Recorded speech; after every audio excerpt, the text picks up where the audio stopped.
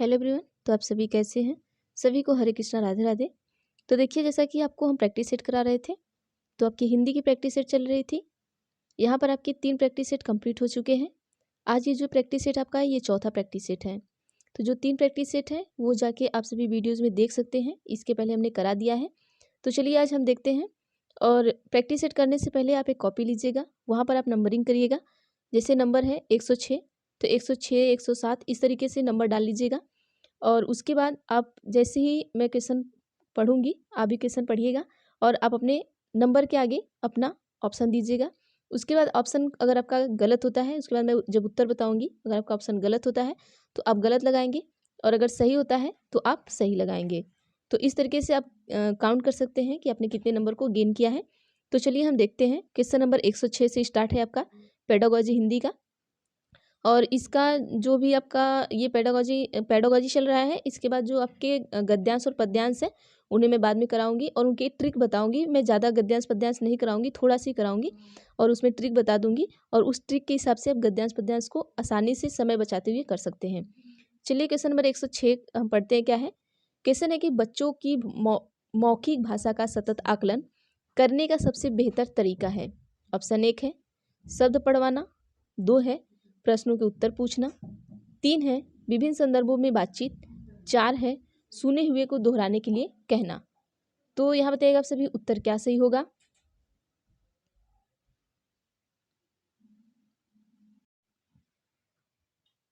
तो चलिए इसका जो उत्तर है हम देख लेते हैं। क्वेश्चन नंबर 106 का जो आपका उत्तर आएगा वो ऑप्शन नंबर 3 हमारा बिल्कुल सही होगा, विभिन्न संदर्भों में बातचीत करना। ठीक है, अगला क्वेश्चन हम आइए देखते हैं। Question number 107। तो हम आपको क्वेश्चन पढ़ने के लिए और हम आपको ज़्यादा टाइम नहीं देंगे। आप इतने टाइम में अपने ऑप्शन लगा लिया करिए अपने कॉपी में। चलिए क्वेश्चन नंबर 107 है कि भाषा में सतत और व्यापक आकलन का उद्देश्य है। ऑप्शन एक है कि वर्तनी की अशुद्धि के बिना लिखने की क्षमता का आकलन, 2 है भाषा के व्याकरण का आकलन करना, 3 है भाषा के मौखिक और लिखित रूपों के प्रयोग की क्षमता का आकलन, 4 है पढ़कर समझने की क्षमता का आकलन। अब उत्तर बताइएगा आप सभी कि क्वेश्चन नंबर 107 का जो सही उत्तर है वो क्या होगा। तो चलिए आइए हम देखते हैं। क्वेश्चन नंबर 107 का जो सही उत्तर आपका होगा ऑप्शन नंबर 3 बिल्कुल सही होगा। देखिए यहाँ पर भाषा सतत और व्यापक आकलन पूछा है। ठीक है, तो यहाँ पर सतत और व्यापक आकलन का जो हमारा उद्देश्य होता है वो हमेशा यही होता है कि जो भाषा हमारी होती है, भाषा के मौखिक और लिखित रूपों में हम क्या करते हैं, लिखित रूप में क्या करते हैं, उसके क्षमता का प्रयोग की क्षमता का हम क्या करेंगे, आकलन करेंगे। अब अगला देखते हैं। क्वेश्चन नंबर 108 है ये। क्वेश्चन नंबर 108 में पूछा गया है आपको कि भाषा कक्षा में विभिन्न दृश्य श्रव्य साधनों के उपयोग का उद्देश्य नहीं है। तो देखिए यहाँ पर एक निगेटिव क्वेश्चन है आपका। निगेटिव चीज़ को आप याद रखिएगा। ठीक है, हमने इसके पहले आपको एक निगेटिव और पॉजिटिव वर्ड बताया है, जिसमें निगेटिव का जो क्वेश्चन होता है वो हमेशा निगेटिव में आता है, ये बताया हमने आपको। और पॉजिटिव अगर क्वेश्चन होगा तो जो उत्तर होगा आपका पॉजिटिव में आएगा। ठीक है, क्वेश्चन अगर निगेटिव पूछा है तो उत्तर भी निगेटिव रहेगा, क्वेश्चन अगर पॉजिटिव पूछा है तो उत्तर भी पॉजिटिव रहेगा। अब आइए देखते हैं ऑप्शन क्या है। ऑप्शन 1 है आधुनिक तकनीकी को कक्षा में लाना, 2 है सभी प्रकार के बच्चों की आवश्यकताओं का ध्यान रखना, 3 है सीखने सिखाने की प्रक्रिया को रुचिकर बनाना, 4 है विद्यालय प्रमुख के निर्देशों का पालन। तो आप सभी उत्तर बताइएगा कि इसमें से ऐसी कौन सा ऑप्शन है जो निगेटिव है। चलिए तो आइए हम देखते हैं। यहाँ पर हमारा जो उत्तर होगा क्वेश्चन नंबर 108 का ऑप्शन नंबर 4 बिल्कुल सही होगा कि विद्यालय प्रमुख के निर्देशों का पालन करना। ठीक है, ये हमारा उद्देश्य नहीं होना चाहिए। ठीक, आगे हम देखते हैं अगला क्वेश्चन नंबर 109। 109 में क्या पूछा है आपको कि पाठ्य पुस्तक की भाषा, ऑप्शन 1 है बच्चों की घर व समुदाय की भाषा से मिलती जुलती होनी चाहिए, 2 है तत्सम प्रधान होनी चाहिए, 3 है तद्भव प्रधान होनी चाहिए, 4 है अधिकाधिक कठिन शब्दों से युक्त होनी चाहिए। तो उत्तर दीजिएगा क्या होगा आप सभी। Question number 109। तो चलिए हम इसका उत्तर बता देते हैं। जो उत्तर होगा ऑप्शन नंबर 1 बिल्कुल आपका सही होगा कि बच्चों की घर व समुदाय की जो भाषा है वो मिलती जुलती होनी चाहिए। जो आपकी पाठ्य पुस्तक है, ऐसा नहीं है कि बच्चा क्या है हिंदी घर भी बोल रहा है, हिंदी स्कूल में बोल रहा है और उसे हम इंग्लिश में पुस्तक पढ़ाएं। तो बच्चा जल्दी नहीं सीख पाएगा। अगला हम देखते हैं। अगला है क्वेश्चन नंबर 110। 110 में पूछा है कि प्राथमिक स्तर पर भाषा सिखाने से तात्पर्य है। ऑप्शन 1 है भाषा वैज्ञानिक तथ्य स्पष्ट करना। ऑप्शन 2 है भाषा का व्याकरण सिखाना। ऑप्शन 3 है उच्च स्तरीय साहित्य पढ़ाना। ऑप्शन 4 है भाषा का प्रयोग सिखाना। Question number 110। तो जो 110 है, 110 का जो उत्तर आपका होगा क्या होगा बताइएगा आप सभी, उसके बाद हम बताते हैं। देखिए पूछा क्या, प्राथमिक स्तर पर पूछा है भाषा सिखाने से क्या तात्पर्य है। क्वेश्चन को ध्यान से पढ़िएगा, फिर उत्तर दीजिएगा आप सभी। तो चलिए हम देख लेते हैं। जो हमारा 110 का उत्तर होगा ऑप्शन नंबर 4 होगा कि भाषा का प्रयोग सिखाना। जब भी हम प्राथमिक स्तर पर भाषा सिखाते हैं तो उसका तात्पर्य होता है हम उसका प्रयोग कैसे और कहाँ करना है, बच्चे को वो सिखाते हैं। ठीक, अब आइए हम देखते हैं क्वेश्चन नंबर 11। क्वेश्चन नंबर 111 कि 111 में क्या पूछा है कि घर की भाषा और विद्यालय में पढ़ाई जाने वाली भाषा। ऑप्शन ए है, 1 है कि सदैव टकराहट से गुजरती है। 2 है सदैव समान होती है। 3 है समान हो सकती है। 4 है सदैव अलग होती है। तो उत्तर दीजिएगा आप सभी, क्या होगा यहाँ पर क्वेश्चन नंबर 111 का सही उत्तर क्या होगा। तो चलिए आप सभी उत्तर दे चुके होंगे, तो हम आपको यहाँ पर उत्तर बता देना चाहते हैं कि जो आपका 111 है, 111 का जो सही उत्तर आपका होगा ऑप्शन नंबर 3 होगा कि समान हो सकती है। घर की भाषा और विद्यालय में पढ़ाई जाने वाली भाषा, ये दोनों आपकी समान हो सकती है। जरूरी नहीं है कि आप घर पर हिंदी बोल रहे हैं तो विद्यालय में आपके इंग्लिश ही पढ़ाई जाए, आपको हिंदी ना पढ़ाई जाए। Question number 112। 112 में क्या पूछा है कि प्राथमिक स्तर पर हिंदी भाषा शिक्षण के लिए सबसे अधिक महत्वपूर्ण है। ऑप्शन 1 है भाषा प्रयोग के अवसर।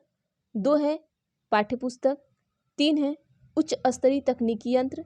4 है व्याकरणिक नियमों का स्मरण। तो 112 का जो उत्तर होगा वो क्या होगा आप सभी देखिएगा। तो यहाँ पर देखिए हमने आपको निगेटिव और पॉजिटिव वर्ड बताया था, तो यहाँ पर आप पॉजिटिव वर्ड से ढूंढ सकते हैं कि आपका उत्तर क्या होगा। तो चलिए हम बता देना चाहते हैं यहाँ पर आपका जो उत्तर होगा ऑप्शन नंबर 1 होगा। देखिए यहाँ पर अवसर आ गया, अवसर क्या आपका पॉजिटिव वर्ड है। जब अवसर आपका आ गया तो समझ लीजिए कि जो आपका ऑप्शन है ये बिल्कुल 100% सही होगा। ठीक, अगला हम देखते हैं। और यहाँ पर देखिए कभी कभी ये भी होता है कि यहाँ पर 2 पॉजिटिव वर्ड आ जाते हैं, तो वहाँ पे आपको देखना होगा कि जो ऑप्शन आपको स्ट्रॉन्ग लग रहा है उस पर ही क्लिक करना है आपको। ठीक, अब आइए अगला देखते हैं क्वेश्चन। 112 के बाद आ जाइए 113 पर।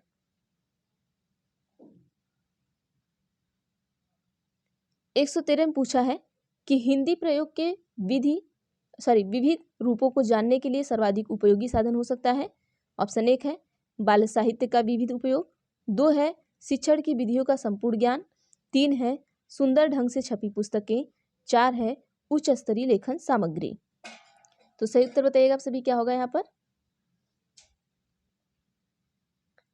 तो चलिए 113 का जो आपका सही उत्तर होगा हम बता देना चाहते हैं ऑप्शन नंबर 1 बिल्कुल सही होगा कि बाल साहित्य का विविध उपयोग। अगला क्वेश्चन देखते हैं, क्वेश्चन नंबर 14। देखिए हम यहाँ पर चीज़ें आपको इसलिए नहीं समझा रहे हैं ज़्यादा क्योंकि यहाँ पर आप अपना टेस्ट दे रहे हैं और अपने आपको आंक रहे हैं कि आप कितना नंबर ला सकते हैं, अभी आपने कितना पढ़ा है और अभी आपके पास टाइम है। आप अगर आपके नंबर कम आ रहे हैं तो आप अभी भी पढ़ सकते हैं चीज़ों को, अपनी प्रैक्टिस को अच्छी तरीके से अभी भी आप कर सकते हैं ताकि आपके जो नंबर है वो कम ना आए। 114 का देखिए क्या है आपका कि कक्षा 1 और 2 के बच्चों के लिए आप किस तरह की कहानी का चयन करेंगे। ऑप्शन 1 है जो बहुत छोटी हो। 2 है जिसमें बहुत सारे पात्र हों। 3 है जिसमें 2 ही पात्र हों। 4 है जिसके शब्दों, वाक्यों और घटनाओं का वर्णन की शैली चित्रात्मक हो। तो क्या करेंगे। देखिए बच्चा कक्षा 1 और 2 में है तो आप समझ सकते हैं कि बच्चे को ज़्यादातर क्या पसंद होता है क्लास 1 और 2 के बच्चों को, तो उस हिसाब से आप उत्तर दे सकते हैं। तो चलिए हम उत्तर बता देते हैं कि जो आपका उत्तर होगा ऑप्शन नंबर 4 बिल्कुल सही होगा। ठीक है, ऑप्शन नंबर 4, जो ऑप्शन नंबर 4 है वो बिल्कुल सही होगा। देखिए कैसे सही होगा। अब यहाँ पर एक ट्रिक लगा सकते हैं कि बच्चा जब कक्षा 1 और 2 में पढ़ता है तो उसे चित्र वाली पुस्तकें ज़्यादा पसंद आती हैं, तो आप उनको ज़्यादातर जो घटनाएं हैं या कोई भी चीज़ है, वर्ड है, शब्द है, जैसे बच्चा अगर लिख रहा है क से कमल तो कमल का आप चित्र बनाइए। बच्चा लिख रहा है खरगोश तो बगल में खरगोश का चित्र बनाइए। बच्चा एप्पल लिख रहा है, एप्पल का चित्र बनाइए, मतलब आप वाक्य भी लिखिए, उसकी घटना का चित्र भी बनाइए, तो बच्चा ज़्यादा इंटरेस्टिंग होगा पढ़ने में। अब अगला देखते हैं 115। 115 क्वेश्चन क्या है? 115 में पूछा है कि प्राथमिक स्तर पर भाषा शिक्षण की प्राथमिकता होनी चाहिए। ऑप्शन 1 है केवल बोलकर पढ़ने की क्षमता विकसित करना। 2 है कविता और कहानी के द्वारा केवल श्रवण कौशल का विकास करना। 3 है कि बच्चे की रचनात्मकता और मौलिकता की को पोषित करना। और 4 है आपका कि बच्चों की चित्रांकन क्षमता का विकास। तो सही उत्तर दीजिएगा सभी, क्या होगा यहाँ पर? तो चलिए यहाँ पर जो आपका सही उत्तर हो जाएगा क्वेश्चन नंबर 115 का जो ऑप्शन नंबर 3 होगा वो आपका बिल्कुल सही हो जाएगा। ठीक है, ऑप्शन नंबर 3 आपका क्या होगा? बिल्कुल सही हो जाएगा। अगला क्वेश्चन देखते हैं हम क्या होगा। Question number 116। 116 में क्या पूछा है कि पढ़ने का प्रारंभ। ऑप्शन 1 है वर्णमाला से होना चाहिए। 2 है कहानियों से होना चाहिए। 3 है कविताओं से होना चाहिए। 4 है अर्थपूर्ण सामग्री से होना चाहिए। तो 116 का जो उत्तर होगा आप सभी बताइएगा क्या होगा। तो चलिए अब हम देखते हैं क्वेश्चन नंबर 116 का जो ऑप्शन नंबर होगा वो आपका चौथा ऑप्शन बिल्कुल सही होगा। अर्थपूर्ण सामग्री से होना चाहिए। जो पढ़ने का प्रारंभ आपका है वो हमेशा कैसे होना चाहिए? आपके अर्थपूर्ण सामग्री से होना चाहिए। क्वेश्चन नंबर 117 चलिए देखते हैं। क्वेश्चन नंबर 117 है कि भाषा के बारे में कौन सा कथन उचित है? तो ऑप्शन 1 हो गया भाषा अनिवार्यतः लिखित होती है। 2 हो गया भाषा एक नियमबद्ध व्यवस्था है। 3 हो गया भाषा व्याकरण का अनुसरण करती है। 4 हो गया भाषा और बोली में कभी भी कोई भी संबंध नहीं होता है। तो अब देखिए कौन सा कथन उचित है इसमें से बताना आपको, मतलब पॉजिटिव जो सबसे अच्छा पॉजिटिव वर्ड है, मतलब पॉजिटिव आपका ऑप्शन है उसी को आप चूज करेंगे यहाँ पर। तो उत्तर दीजिएगा क्या होगा। तो चलिए हम यहाँ पर देख लेते हैं जो हमारा 117 होगा। 117 का ऑप्शन नंबर जो हमारा 2 होगा ये सही होगा बिल्कुल, कि भाषा एक नियमबद्ध व्यवस्था है। जो हमारी भाषा होती है इन नियम के अनुसार चलती है। तो हम यहाँ पर कह सकते हैं जो हमारी भाषा है वो क्या है कि एक नियमबद्ध व्यवस्था है। आगे हम देखते हैं क्वेश्चन नंबर 118। 118 में पूछा है कि प्राथमिक कक्षाओं में रोल प्ले भूमिका निर्वाह का उद्देश्य होना चाहिए। ऑप्शन 1 है बच्चों को अभिनय सिखाना। 2 है एक पद्धति के रूप में इसका उपयोग करना। 3 है विभिन्न संदर्भों में भाषा प्रयोग के अवसर प्रदान करना। और ऑप्शन 4 है बच्चों को अनुशासित रखना। अब यहाँ पर आपको रोल प्ले का उद्देश्य पूछा है, ये आपको बताना है। तो बताइएगा आप सभी इसका उत्तर क्या होगा। तो यहाँ पर आप पॉजिटिव और निगेटिव वर्ड को देखकर भी उत्तर सही बता सकते हैं। तो चलिए हम यहाँ पर देखते हैं। देखिए हमारा क्या आ गया, अवसर आ गया, तो ये हमारा पॉजिटिव वर्ड हो गया। तो ये हमारा आंसर बिल्कुल सही हो जाएगा। ठीक है, अनुशासित रखना ये हमारा निगेटिव हो गया, हम कभी भी बच्चे को अनुशासित नहीं रखेंगे। ठीक है, और एक पद्धति के रूप में इसका प्रयोग करना, मतलब एक ही पद्धति के रूप में हम कभी नहीं करेंगे। ठीक है, और बच्चे को अभिनय सिखाना, और ये रोल प्ले का उद्देश्य नहीं होना चाहिए। रोल प्ले का उद्देश्य ये होता ही नहीं है। रोल प्ले का उद्देश्य हमेशा यही होता है कि विभिन्न संदर्भ में भाषा के प्रयोग के अवसर प्रदान करना। ठीक, अगला हम देखते हैं क्वेश्चन नंबर 18। 118 के बाद 119। 119 में पूछा है कि भाषा हमारे परिवेश में बिखरी मिलती है, यह कथन किस पर लागू नहीं होता। ऑप्शन 1 है भाषा प्रयोगशाला। 2 है अखबार। 3 है विज्ञान। 4 है साइन बोर्ड। तो उत्तर दीजिएगा क्या होगा 119 का। देखिए यहाँ पर ये नहीं शब्द आप भूलिएगा मत, लोग हमेशा नहीं को भूल जाते हैं और यहाँ पर क्वेश्चन को गलत कर जाते हैं। तो चलिए यहाँ पर हम देख लेते हैं जो हमारा सही उत्तर होगा। ऑप्शन नंबर 1 बिल्कुल सही होगा, भाषा प्रयोग। ठीक है, ऑप्शन नंबर 1 हमारा क्या होगा, बिल्कुल सही होगा। अगला क्वेश्चन देखते हैं 120। 120 में क्या पूछा है, 120 में पूछा है, चलिए क्वेश्चन थोड़ा इसको छोटा कर लेते हैं क्योंकि यहाँ पर ऑप्शन बहुत बड़े बड़े हैं जो आपको दिखेंगे नहीं साथ में। अगर ऑप्शन साथ में ना दिखे तो वो क्वेश्चन का आंसर देना बहुत मुश्किल हो जाता है। चलिए, कक्षा में कुछ बच्चे लिखते समय वर्तनी संबंधी त्रुटियां करते हैं, एक भाषा शिक्षक के रूप में आप क्या करेंगे। देखिए आपकी क्लास है, क्लास में बच्चे क्या कर रहे हैं, समय वर्तनी संबंधी क्या कर रहे हैं, लिखते समय क्या कर रहे हैं, वो वर्तनी संबंधी त्रुटि कर रहे हैं और आप एक भाषा शिक्षक हैं तो आप क्या करेंगे। ऑप्शन देख लेते हैं। ऑप्शन 1 है शब्दों का सही अवसर लिखते हुए बच्चों को दोनों तरह के शब्दों का अवलोकन करके अंतर पहचानने का अवसर देंगे। 2 है उन्हें सख्त निर्देश देंगे कि वे आगे से गलती ना करें। 3 है उनके त्रुटियों पर बिल्कुल ध्यान नहीं देंगे। 4 है उनसे शब्दों को 20 बार लिखने के लिए कहेंगे। तो यहाँ पर भी देखिए आप पॉजिटिव वर्ड का यूज करके उत्तर आप सही कर सकते हैं।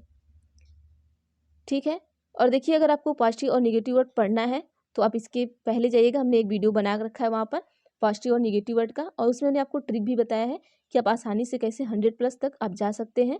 तो वीडियो जरूर देखिएगा आप सभी। तो वहाँ पर देख के आप आराम से क्वेश्चन को कर सकते हैं, और वहाँ पे हमने निगेटिव और पॉजिटिव वर्ड को भी इंक्लूड किया है। और हो सकेगा तो मैं आपको एक और वीडियो बनाऊंगी, जो भी पॉजिटिव और निगेटिव वर्ड छूट गए हैं हम उनको भी आपको बता देंगे। तो यहाँ पर हम देख लेते हैं, जो हमारा उत्तर होगा ऑप्शन नंबर 1 बिल्कुल सही होगा।